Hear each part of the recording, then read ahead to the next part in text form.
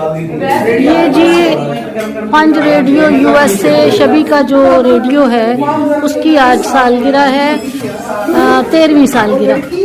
तो उसकी cake cutting की तकरीब और खाना और सारे दोस्त अहबाब जमा है।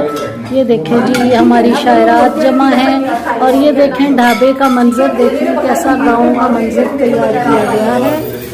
ये देखें कितना खूबसूरत। और आलू के पराठे, चीज़ पराठा और चिकन पराठा सब कुछ यहाँ एंजॉय हुआ है। पिंक टी और गुड़ वाली चाय।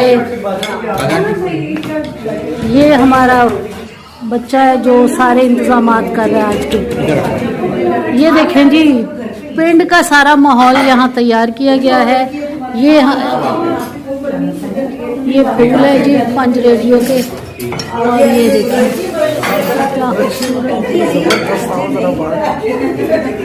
और जो आज की तकरीब की जो मेन मलका है उसको देखें जरा कि वो ढाबे में बैठ के क्या कर रही है।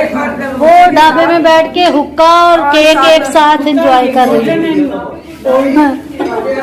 वो जो गांव का हुक्का होता है ना, ये वो यहाँ पे डेकोरेशन के लिए रखा गया, इसको दूसरा हुक्का ना समझा जाए।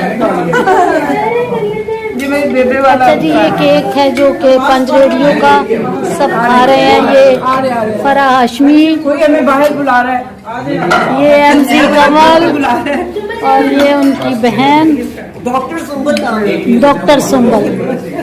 तो ये देखें जी काफी सारी खवातीन आज यहाँ जमा है और पंज रेडियो को हम सेलिब्रेट करें। चलें आप पंज रेडियो की सालगिरह के मौके पे क्या कहना चाहेंगे? हम ये कहना चाहेंगे कि जरा आप दूर खड़े हो। नहीं ये जरा ये हुक्के को जरा हटा लो।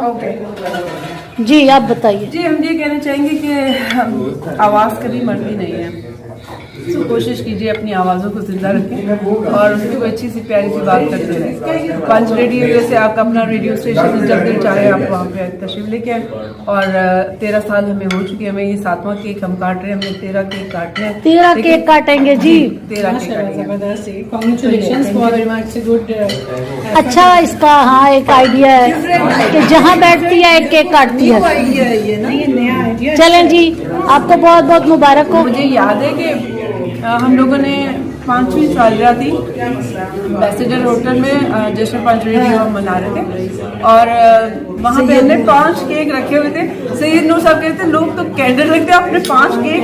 मैंने कहा ये 100 साल का भी हो जाएगा, हम 100 केक रखेंगे। हाँ जबरदस्त इंशाल्लाह। और हम याद करते हैं रुखसाना नूर को हमेशा, क्योंकि इस रेडियो में वो बोर्ड मेंबर भी थी और मैंने जब उनको लिखा कि जी मैं बोर्ड मेंबर में आपको शामिल करना चाहती हूँ, तो मैसेज में आया कि मेरी जिंदगी में भी, मेरी जिंदगी के बाद भी तुम्हें इजाजत लेने की जरूरत नहीं है।